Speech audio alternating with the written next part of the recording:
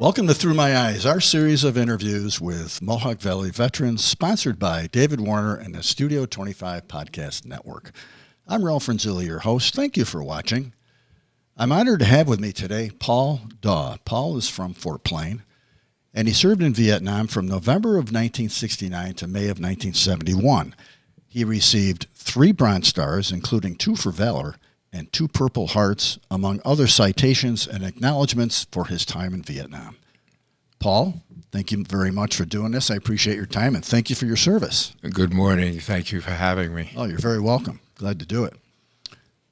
Before we get into the nitty-gritty of your service and all that stuff, I wanted to ask you, when we first talked to you about doing this interview, you were immediately very willing to do it, as opposed to some guys, a lot of Vietnam vets who are very reluctant to talk about it for whatever reason. But is this something that has occurred recently, in the last 5 or 10 years, or were you always willing to talk about it since the day you got home?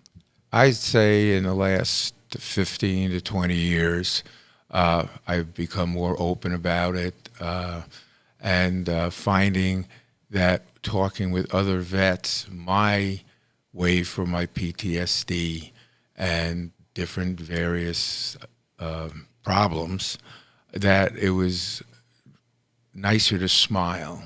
And I do it with my laughing, my personality of now. But it wasn't always like that. Okay. So this is like personal therapy for you. It is. Yeah. This is. Okay, terrific. Great. So tell me a little bit about your family background, where you grew up, a little bit about your mom and dad. I grew up in Floral Park, Long Island. I was adopted by my parents. I was very, very fortunate. I had a wonderful child upbringing, but I was the original Dennis the Menace. I look back on things, and my biggest regret in life is how much grief I put my parents through growing up.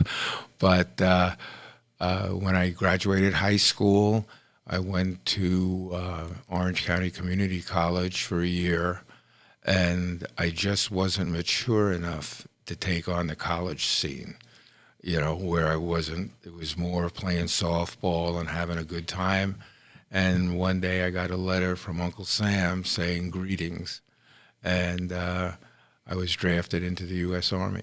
Okay, so that during that time that you were in college, was Vietnam on the radar? Did you know what was happening there? I knew about it from what the news was, but it didn't affect me. There was no protests going on where I was. I saw it on the news, but really I had no idea even where Vietnam was. How'd your mother feel when you got the draft notice?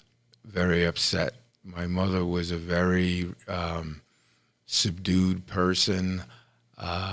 She, just to go to the grocery store, she'd have the typical 1960s dress on, the white gloves, the hair done, very quiet, wonderful woman. Okay. How about your dad?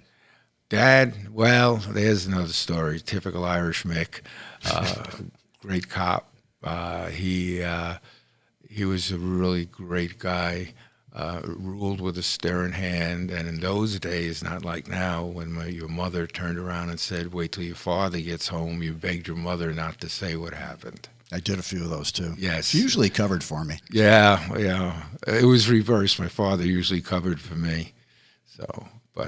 So you get drafted in, I believe it was July of '69? Yep, July 15th, 1969. Okay. I went to down to Long Island, Hempstead, New York. They put us on a bus and took us out to Fort Dix, where we flew into South Carolina, Fort Jackson. Fort Jackson. I've been to Fort Jackson. Have you? Yeah, my middle son was in the Army for 8 years, and he did his basic there, and I went to his graduation ceremony. I did my basic. It was cool. I did my basic and AIT in Fort Jackson. Okay, both AIT and basic. Correct. Well, tell me a little bit about basic. How'd that go for you? It was different. I did more push-ups, I think, than anybody, because even growing up, when you yelled at me, I smiled, and it was a different lifestyle. You go from being a single child growing up to having, now you're with 40, 50 other guys, and it becomes a total different life.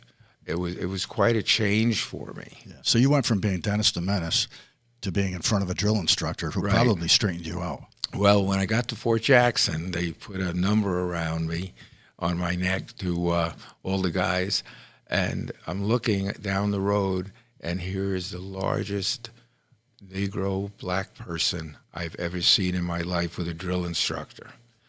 And I said, "Oh my God, Paul, if you get him, you're done."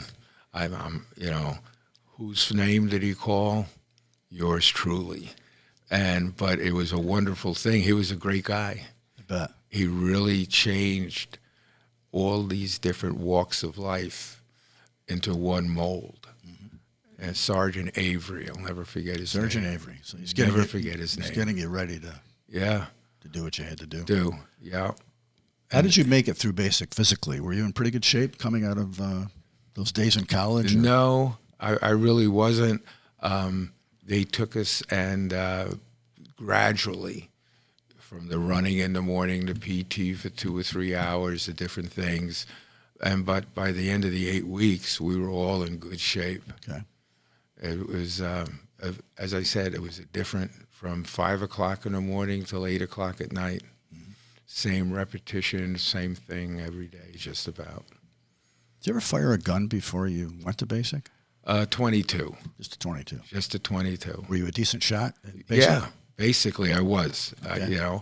But when we got into basic and then when we did go to the firing range, it was a total different. They trained us on the M16 and the M60 machine gun, grenade throwing, and then back in those days they called it the Law rocket. It was a portable rocket launcher that the infantry carried, and they trained us on that. Okay. What about AIT? Tell me a little bit about that. AIT, normally it was the same group of men, larger scale, but they gave you more advanced infantry. It wasn't all the marching. It wasn't. It was more weaponing training. They did a lot of prisoner of war. They made you be a captive, and then the cadre turned around and they actually really aggressively got into it. It was the day when the cadre still could, put their foot in your butt. Okay. So your MOS was 11 Bravo. 11 Bravo. Right. Grunt. Grunt. A grunt. How did you end up with that designation? It just happened. It was the middle of the Vietnam War, and they turned around at graduation at AIT and said, well, you got 5 of you going to Germany and the rest of you going to Vietnam. And I was just saying, boy, would it be nice. But nope, didn't work out that way. Vietnam. Yeah. So here you've done all this training. Do you think, were you actually prepared for Vietnam? No. Why not? It was textbook training with basic training and AIT and stuff like that. But when we got to Vietnam, the first thing they did, they kept us in a rear area for 2 weeks, and at the 1st Cavalry Division, that's who I was assigned to. And then they told us to forget about everything other than the weapons that you learned how to fire in basic and AIT, but it's nothing like it. Okay. And for 2 weeks, they showed us how the Viet Cong could come through the wire at night, how they're trained, and they actually had real Viet Cong people or members that have trained, that came over to the United States side to train you. Okay. So you mentioned 1st Air Cav. Yes. You were 1st Battalion, 1st of the 8th. 1st of the 8th. So Air Cav was that like an elite outfit? It was, believe it or not, the 1st Cav was Custer's cavalry. Very historical. Right. But we were the 1st Air Mobile, which they said that the helicopter, the UE helicopter, became the horses, the workhorses of the cavalry. They moved us around on them. But we were a proud outfit, you know. Okay. So you're done with your training in the States. Did you get a leave after all of that? 2 weeks. 2 weeks, did you? Yeah, I went home, and it happened to be Woodstock. Oh, yeah. Most of my friends had already been to Vietnam, and they come back. Okay. So they all had the long hair, and so I went off with them, and I stood out like a sore thumb because I had a shaved head. So my buddies thought it was funny. They dressed me up as a Mooney, gave me a bunch of daisies, and this way I didn't have to act like I was in the Army or anything like that. Did you go to Woodstock? Were you Yeah. there? You were there? Oh. Yeah. I should have been there. I was offered a ticket, and like a dummy, I don't know what happened. I don't remember, but I didn't go. And I've always been one of my biggest regrets in life was not actually being there. All it was mud. Yeah. Rain and mud. I've seen the photos and the movies. And it was great. It was something. I'm so happy I grew up in the 60s and 70s. Actually, so am I. Yeah. So you're off to Vietnam. You flew from where to where? Flew out of McGuire Air Force Base in New Jersey.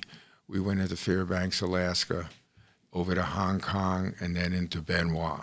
Okay, Benoit. All right. Yeah, and that was the base area for the first Cav. So what kind of impression of Vietnam did you have the minute they opened that door? What was it like? The heat was just unbelievable, and what we all noticed is we were in dark green, brand new jungle fatigues, and we looked around, and everything else was red clay. All the uniforms, the guys, everything was dust. The heat, the oppression of that. And there was no yelling or screaming from the people that met us to take us to the barracks or anything like that. Okay. So it was the rear echelon guys.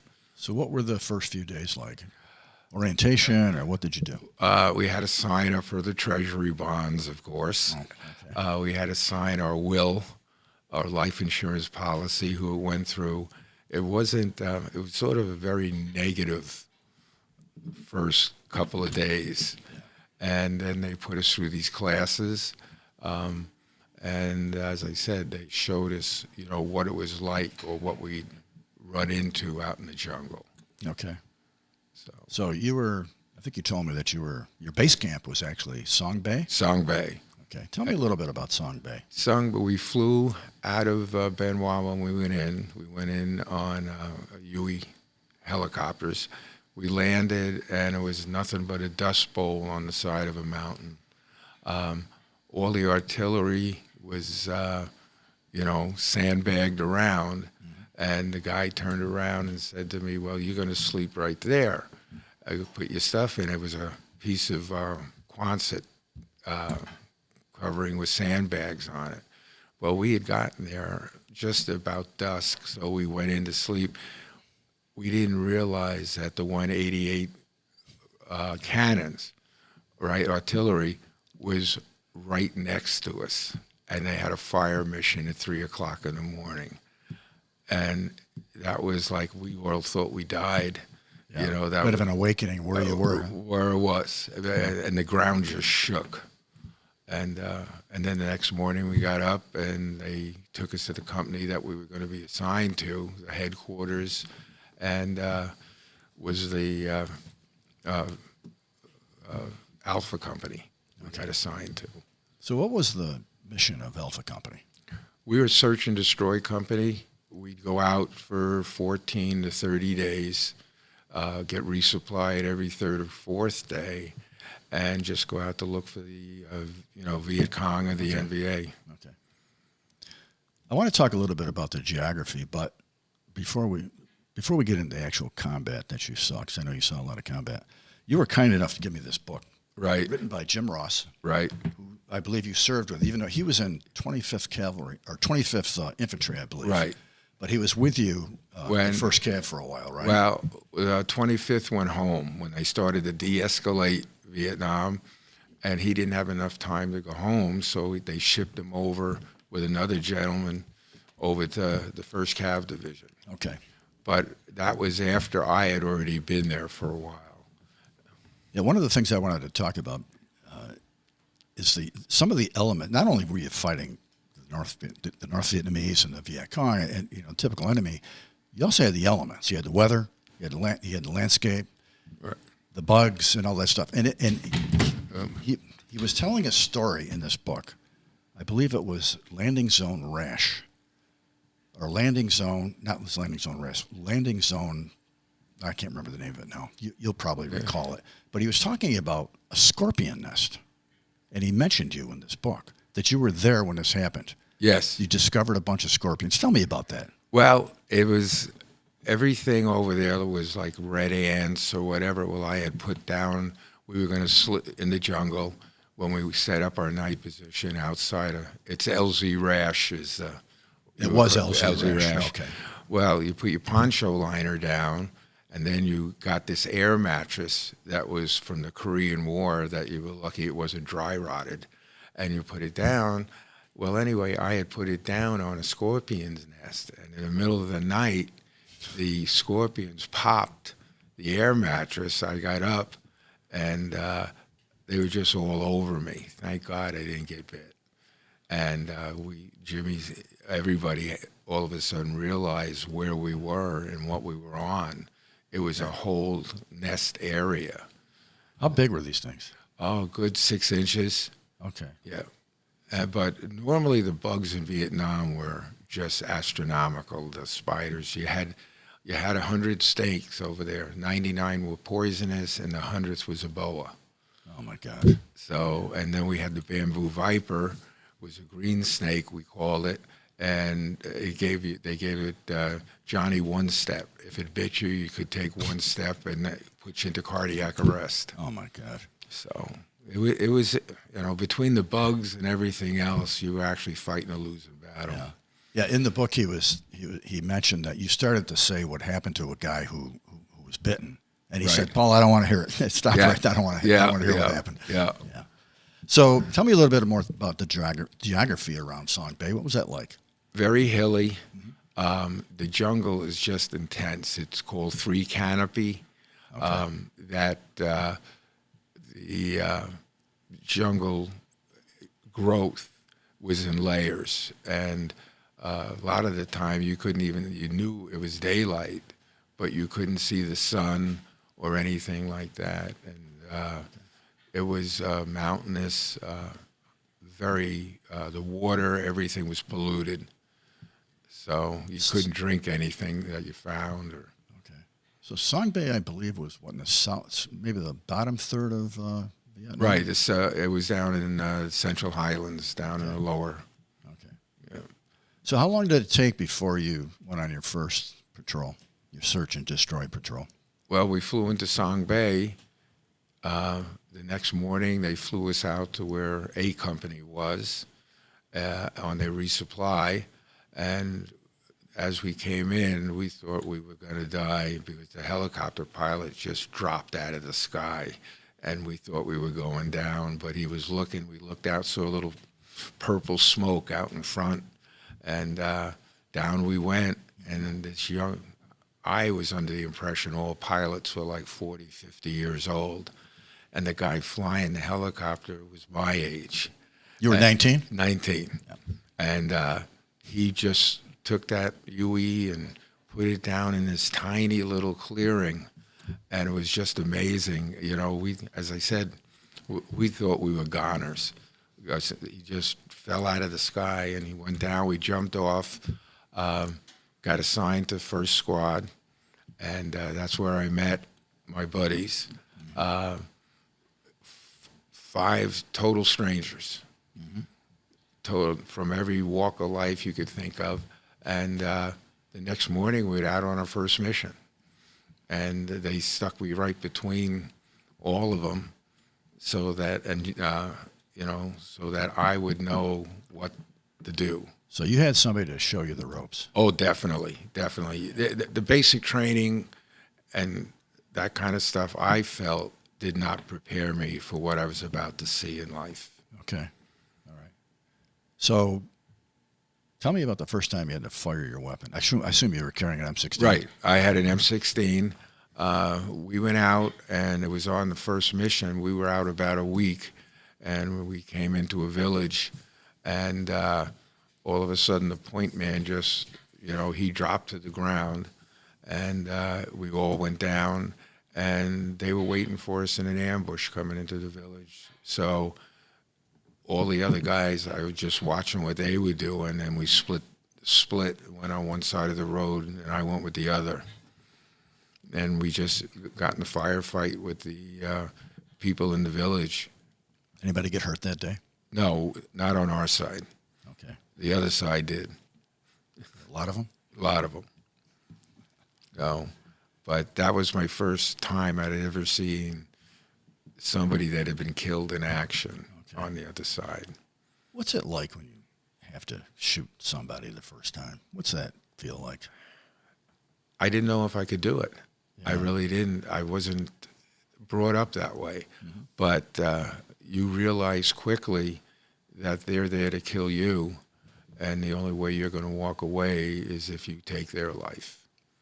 So that was it. The him or me situation.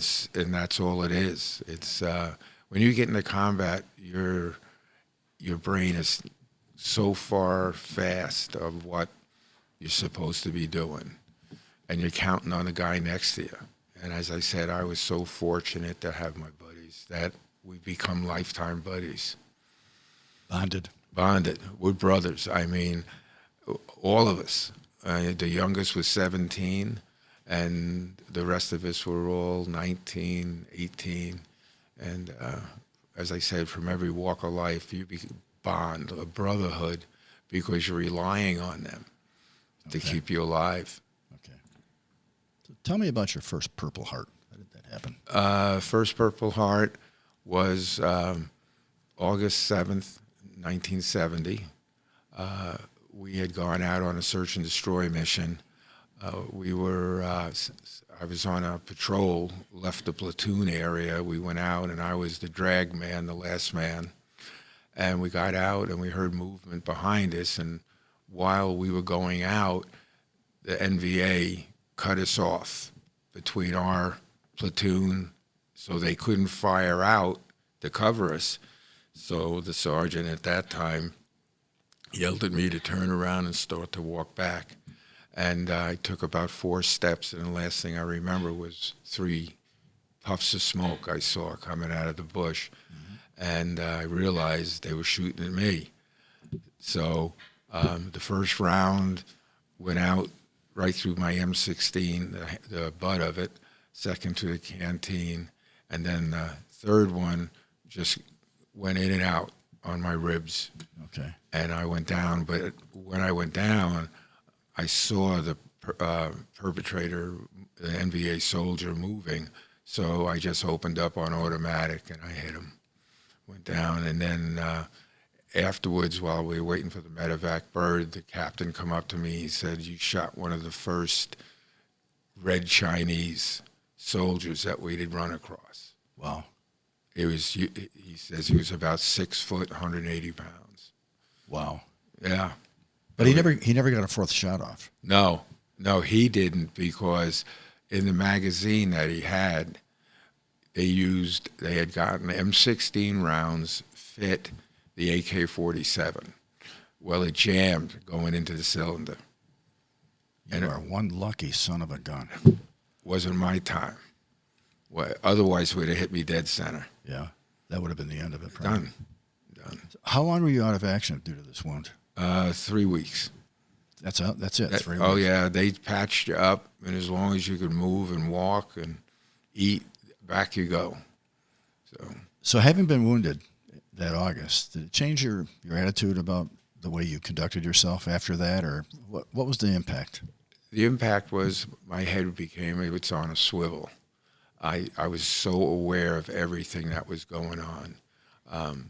I paid more attention to the sounds, the guys, relying more. It was really an eye-opener at 19. Yeah. Were there mostly North Vietnamese soldiers in that area, were there Viet Cong or both? Both. Both. So they say I've heard that the North Vietnamese were much better fighters, better trained, better equipped than the Viet Cong. Oh, yes. That to be true? Yeah. Yes, the NVA had red Chinese weapons. They had Russian weapons. The Viet Cong actually were farmers during the day, and they fought at night. And whatever weapon they had, they usually had an AK-47.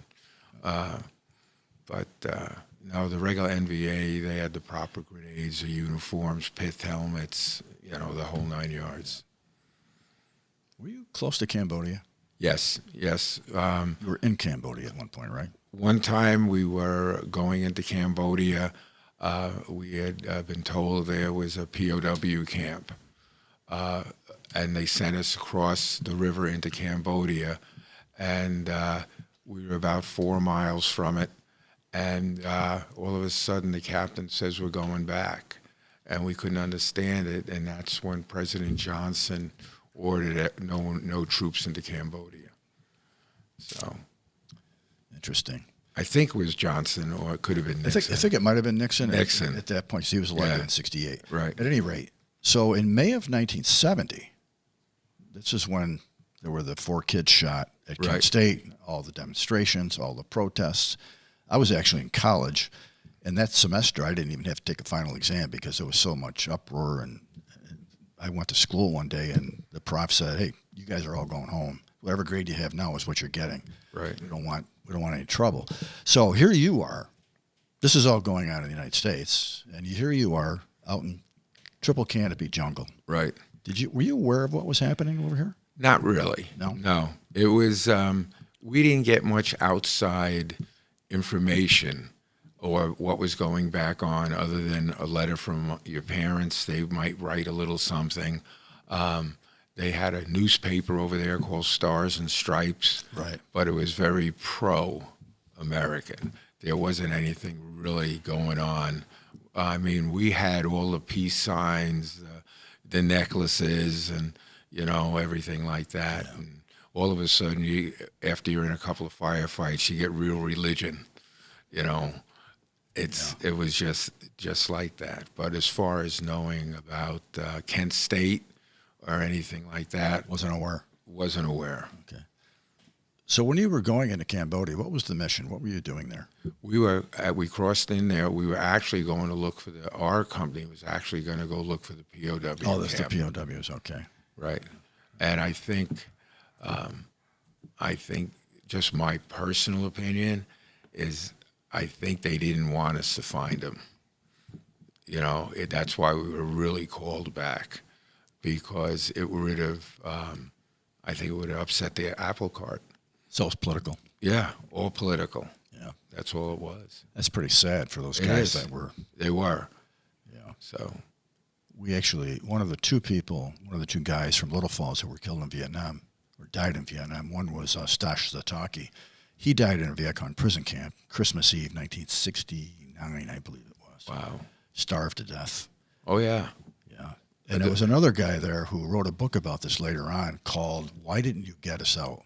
or "Why Didn't You Get Me Out?" or something like that. The point of his whole book was government knew we were there. They didn't do anything. Right. Which is pretty sad when you think about it. It is. It really is. Yeah. So in your platoon, were there any racial issues that you were aware of? You notice anything about that? We had, we really didn't have time for it. There were a couple of incidences that we had one gentleman, a black gentleman, he liked to smoke his dope, in the pot. Right. Right. But it's a no-no to do drugs out in the bush. And he kept doing it and kept doing it. And one morning, we got up after he was supposed to be on guard duty and his throat cut. And we knew one of the other guys in the platoon. We had a good idea about who did it because he had warned them. Wow. But the Army didn't the lieutenant wrote it up that Gooks got in the wire and did it. He actually covered for this guy? Covered it. That's how dangerous it was to be high when you're out. You can't be high out in the bush. You got to, I mean, you're not only taking your life in your hands, but everybody else that's counting on you. Yeah. So what you wanted to do in the rear area, that's your business. So his name must be on the wall. The guy that was. Yeah. Oh, it is. It is. But only a few really know what happened. Interesting story. Yeah. Wow. Some of the things that happened. Was that the strangest thing you saw, you think? Or was there No, that was probably the strangest. Yeah, it is strange. Yeah, yeah. Other than the combat, I mean, the Viet Cong and the NBA, they had almost like they have now, where they die and they go to heaven with 7 virgins or whatever. Yeah. But they used a lot of cocaine. Viet Cong did, and I watched a guy charging us, and the machine gunner cut him in half, and his body just kept moving. He was so high on cocaine or heroin. So it was the drugs over there were rampant.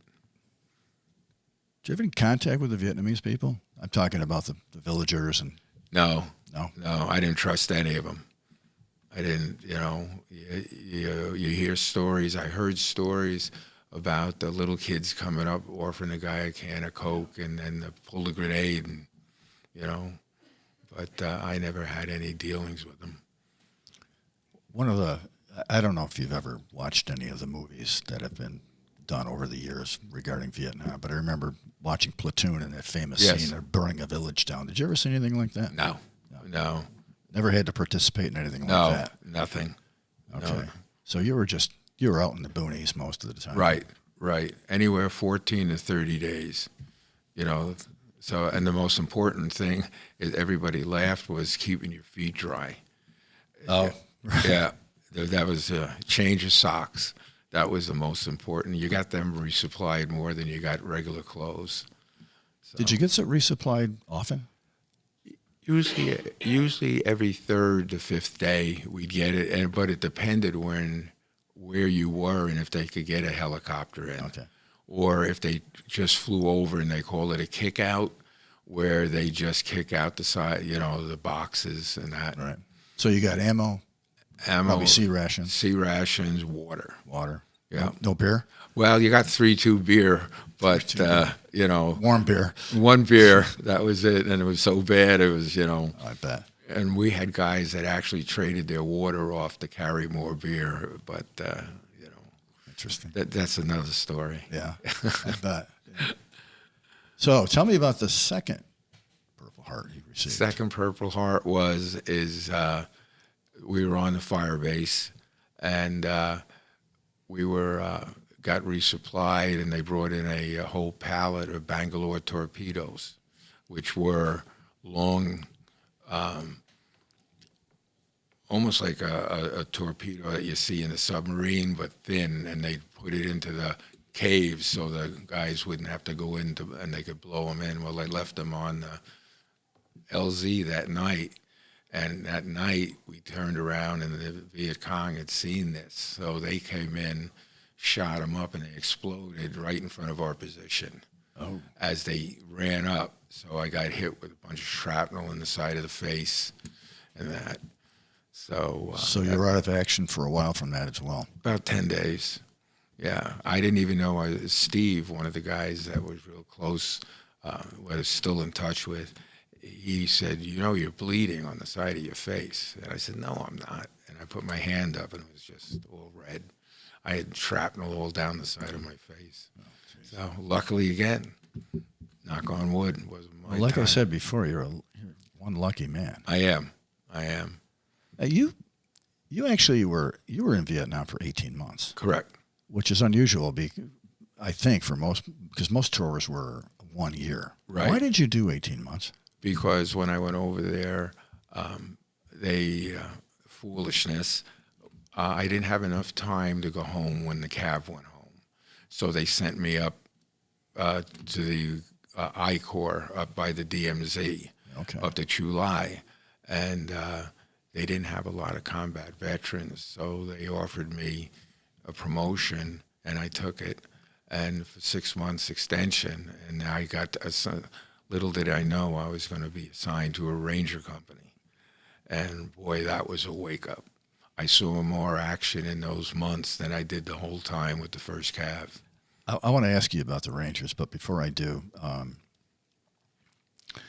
it's interesting that we were talking about 18 months. What do you attribute the fact that you survived for 18 months? What if you had to pick one thing that is it? What you mentioned luck, Right? Is it luck or what? It's got to be more than that, Paul. It's God looking over you. It is.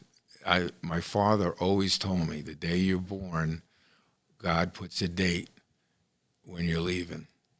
In between, it's up to you what you do with that time. And I honestly believe that. I really, truly do. Okay. Because I've been so lucky through life. I have so many close calls. You know, it's just, as my wife says, you're here for a reason. You know. Sounds like it. It is. It's got to be. Yeah. I just like to know what his plan is because I'm running out of time. I'd say you're doing okay. Yeah. So you're up there. They needed the old guy. They needed an old guy. You were what, 20? 20 years old. They wanted somebody with a lot of experience. So tell me what you ended up with the Rangers. And the Rangers, now that is an elite outfit. It is. I was like, at first when I went in, they were very hesitant of me because I didn't go through their training, what they had done.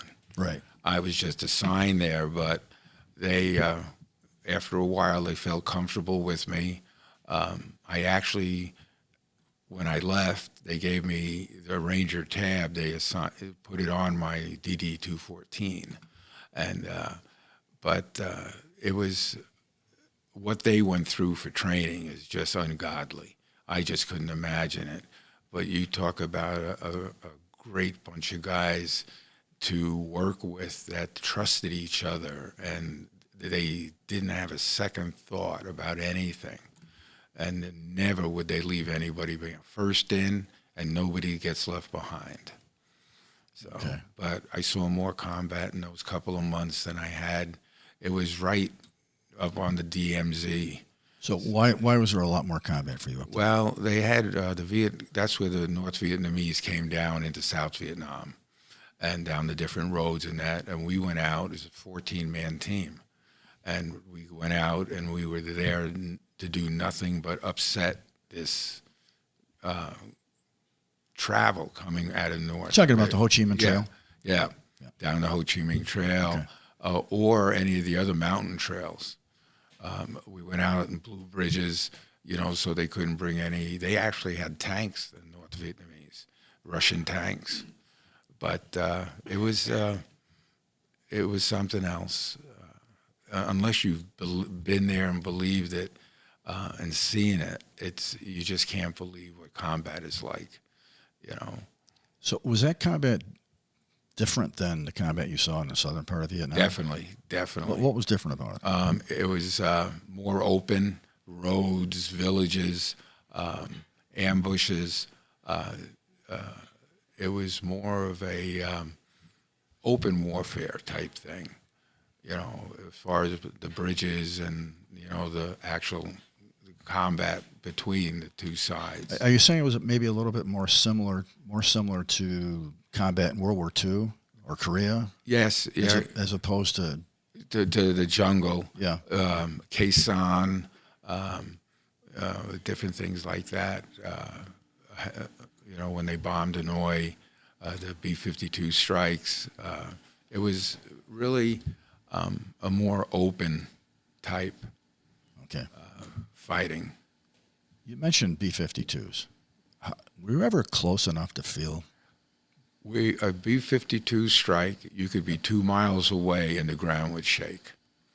It was just something that, it's amazing. Yeah. And then if you went up to the area, the holes that these B-52 bombs made, I had a couple of pictures we would take, and we looked like little ants. I saw those. Yeah, we looked like little ants sitting in the bottom of a hole. Amazing. It was but the ground just shook. So Yeah, and we still didn't win the war. no, With all that technology, all that firepower, politics got in the way. And the French tried to do it. They lost. You can't beat an enemy even nowadays that believe they're going to die and go to heaven and get 7 virgins or their life's going to be wonderful. Right. Religious fanatics, you're not going to beat. Interesting stuff. Really is. When you think about over 58,000 Guys, men and women died. for what? For what? For what? Yeah. And they're all, other than your older fighter pilots in the Air Force or whatever, as I said, most of the guys are 25 and under and that died. Yeah. You know, you lost families, future, whatever. Right.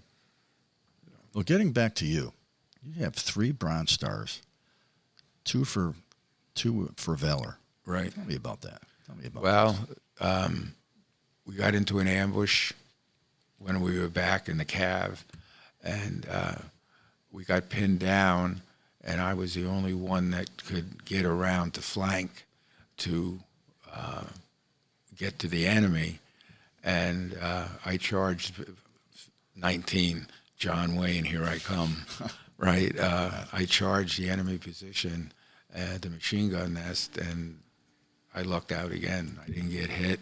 I destroyed it, and that just opened up for the rest of the men that come up. So How many did you kill that day? A lot.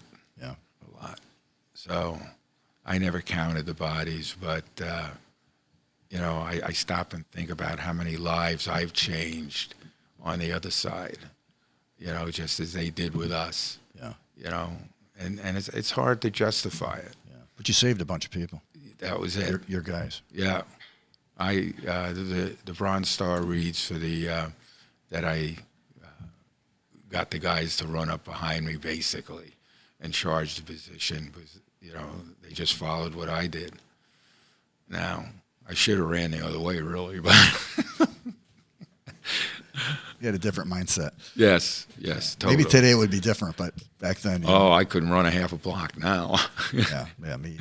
So How about the other Bronze Star for Valor? was a helicopter coming in, and his rear rotor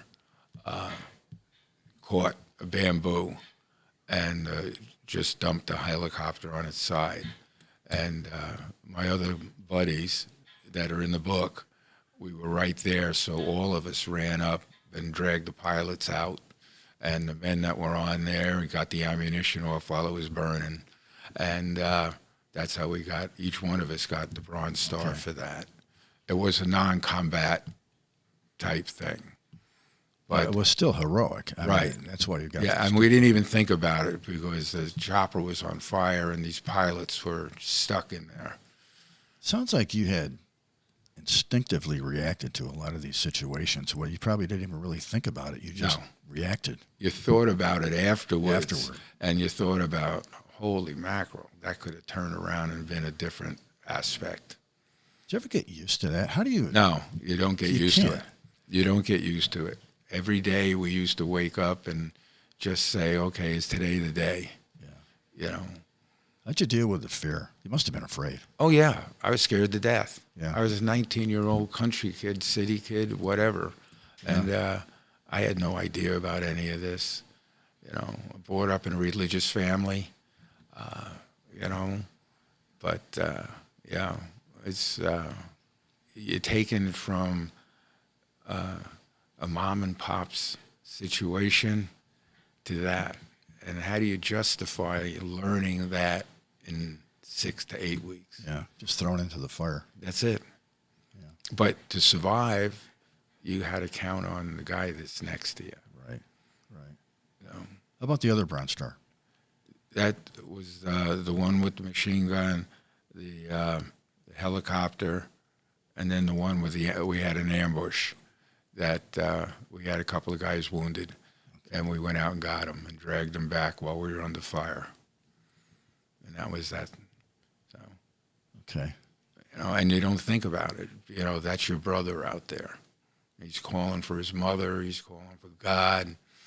you know, everything. Pretty horrific. It is. It's something you don't forget.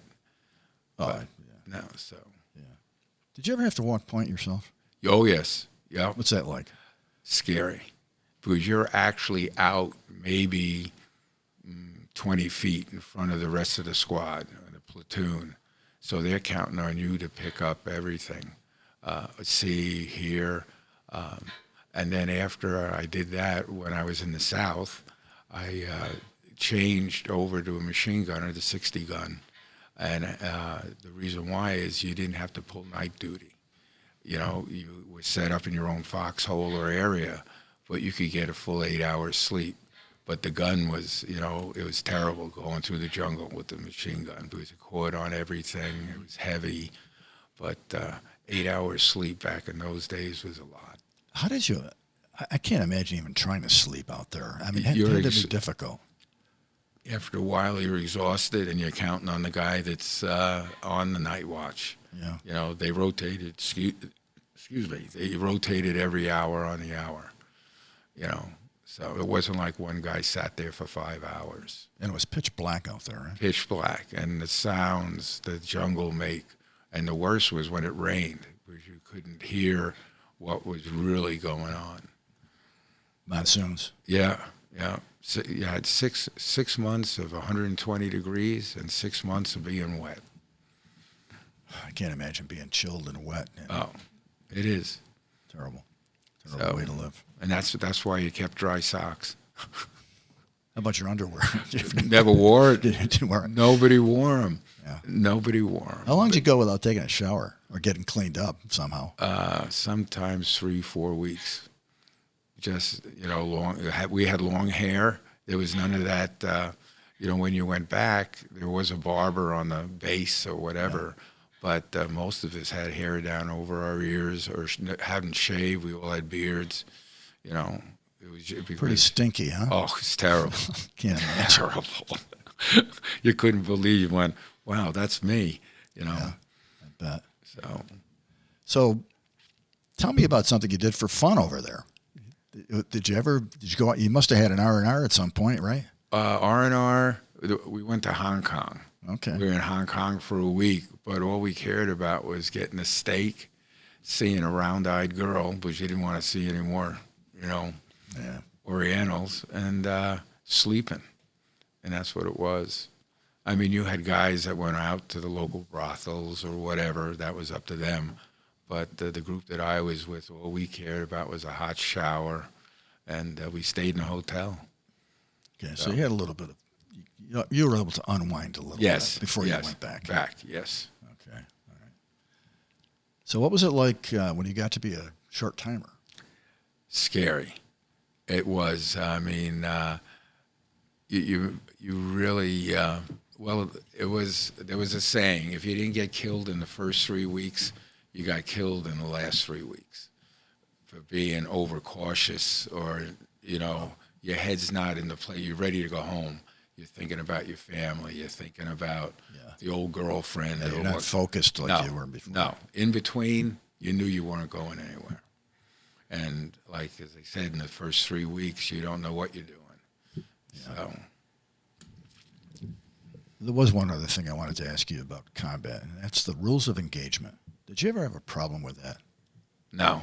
I've read some stories where guys had to actually call back to some lieutenant or general or whatever to shoot at somebody. You never had that problem? No. We were very fortunate. We had good company commander. We had a lieutenant that was from Boston, and he got activated for missing National Guard meetings. He didn't want to be in Vietnam, and his first thing he told us, if the Viet Cong are north, we're going south. If they're east, we're going west. He says, I'm going home. So, but he was good, called in. He was very good with the artillery strikes, any kind of stuff that we had that we needed. And our captain was really good. In fact, the Life magazine article that I let you look at, that's the gentleman that was there. Okay. This is the same lieutenant who covered up for the guy who shot the other guy. Same guy. Same guy. He didn't want to pay. After it was all over, this, that, and the other, he goes, I'm not doing that. He goes, that's too much paperwork. And he chuckled. So, but again, you do the dope in the field, you're on your own. Yeah. Well, I'm sure all your guys felt like he got what he deserved. Oh, I yeah. suppose. There was nobody upset. Yeah. No. So you're on your way home. What was that? Tell me about the flight out and what that was like. Well, as I said, I got pulled out of the jungle, went back to the rear area, still had my jungle fatigues on. They gave me a shower. I shaved. And the next morning I was on a plane back to Fort Lewis, Washington. And they gave us a flight home. They paid for our flight back to New York. But I got down to Kennedy Airport where we landed. I think it was Kennedy. And I had to find my own way home for there, so I took a bus. And I didn't tell my parents I was coming. Surprised them. And I got home about 7 o'clock at night, rang the doorbell, and I thought my mother was going to drop right there in the doorway. So my father just smiled and shook his head. So. He was glad to see you. Oh, yeah. Oh, he was. But, I mean, he was like, you really pulled this one off. So. Yeah. Well, you think maybe he didn't expect you to come home or what? Well, to be honest with you, before I left, I bought a 68 Roadrunner. That was my dream car, right? Beautiful car. Oh, I loved it. Baby blue, black top, the whole 9 yards. And I put it in the garage. When I came back, that's all I thought about. I went out the next morning, I opened the garage door, there's no car. Uh-oh. I go, Dad, where's my car?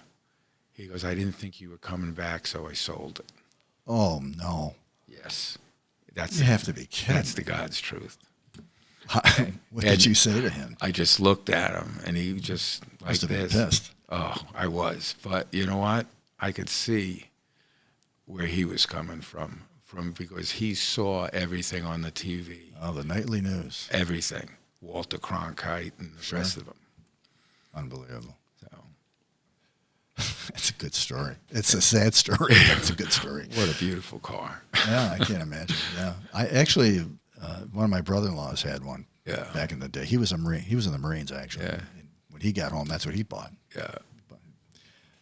Did you see any protesters at the airport? I don't know if Kennedy had that. I didn't think so. It was mostly on the West Coast where that happened. Yeah, even at Fort Lewis, there wasn't any. Yeah. So, but I understand down in Oakland and all that there were. But no, I mean, we had our dress greens on. They gave them to us, and, we walked through the airport, and there was nothing. I mean, people looked at us, but there was no protests or anything like that. Nothing negative said. Anybody Talk to you about your service when you got back? No. No questions? No questions. So you didn't have an opportunity to spill your guts? No. The only ones that we talked to were the other Vietnam vets that in our town that had been and came home. We'd run into them at the local pub or softball game, and somebody would say something. Yeah. I have a very, very close friend down in Long Island that I grew up with, and he's never, ever left Vietnam. He's never left there.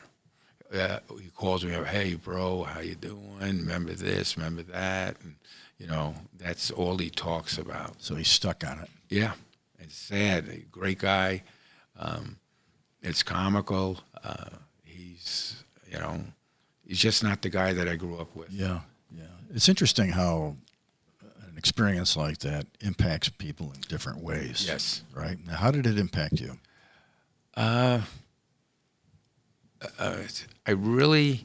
never ever thought about it because I never got in a heated conversation with anybody. I never really talked to anybody about it. I just went back into normal life, and I kept it inside, the whole time, till later on in life. And then more vets are coming forward. I've gotten, in 2003, I got colon cancer, and we found it was from Agent Orange. And I got involved with the VA. I went to the VA hospital. They saved my life with the operations and everything, chemo. And since then, I've really gotten involved with a lot of the talking to people, just different veterans groups. You know, I went on the honor flight, and there's more and more people that are accepting the veterans, organizations that are helping them that they never did back when we came back. Okay. Did you yourself have PTSD? Yes, I still have it. Still have it? You still have it? Oh, yeah. I'm 100% disabled. I have PTSD. I have Agent Orange, and then from the wounds that I got, I'm at 100%. So, as it relates to PTSD, how did that manifest itself in you? What were your symptoms? It was more, I saw it as I got, in fact, more and more in life, I found that I was more hostile, short-tempered, could talk about with other veterans about the combat experience. It's like having the worst day of your life when you do have it. It's not something that's constant every day, in my situation. And the way I handle it is my humor, my sense of humor, my easygoing, attitude in life now. But don't put me in a corner. Expect me to stay there. There comes the reaction. That's it. That's it. Yeah, got it. Now you mentioned some of your buddies. These are what, 4 other guys who? Yes, you got Jimmy Ross who wrote the book. I got Steve out of Phoenix, Andy out of New Orleans, and Denny, the youngest one, out of Kentucky. Okay. And then myself. There's 5 of us left. So you've all remained in contact over all these years. We've gone from single guys to marriage to divorces to grandkids, kids, school, weddings, everything. And we try to get together every year and go somewhere different. Okay. Now, when Denny come back, the youngest one, he went to Hawaii. And he got hooked terribly on drugs and alcohol. He was really messed up with the PTSD, etc. And he went home after that and married a local girl. And to this day, they're married, and she's wonderful. Okay. But 2 years ago, we met, and he come out in the parking lot, and he was crying. And we found out that he has Parkinson and the start of dementia. Oh, no. And he's 61 years old. Oh, he's young. Young. He lied about his age in Vietnam. He was only 16. He forged his mother's name on the enlistment papers. 16 years old. Yeah. And he's got that. And Jim, who wrote the book, has problems with his eyes. Steve, out of Arizona, he has problems with, just has bladder cancer, all from Agent Orange. And Andy, he's got hearing loss from a grenade going off next to him that he's had now all his life. So we all have our medical issues, but we all work together to get the other taken care of. So this is like a therapy group. Oh, it is. We get together. What it is. We get together, and the wives will all leave us alone for a couple hours, and we just sit together and rehash everything, talk about stuff, what's going on in your life. Are you having a problem with this, medically wise, how we're going to handle it. Our biggest fear is the first one we have to bury. I knew you were going to say that. Yeah. The biggest fear we have, and none of us know how we're going to handle that. You're really close. Oh, you can't believe how close we are. Well, they say that the bonds that are created in combat are the strongest. They are. Ever. I've heard this said many times. Yeah. Interesting stuff. It is. It's just amazing. Yeah. Just amazing. Paul, what do we have, like 55 years have gone by. When you look back on that whole thing, especially the fact that in 75, South Vietnam was taken over by the communists, after everything you went through, everything you just told me about, how did you feel about that? What were you thinking? I think it's just sad how many people lost their lives for nothing, and all the equipment we left. We did the same thing in Afghanistan, same thing in Iraq. Go over and fight for something that we shouldn't even be there. I'm not being non-American. I am so pro-American. It's unbelievable. But if you're going to win a war, win a war. Don't let those men die for nothing. Not even men, boys.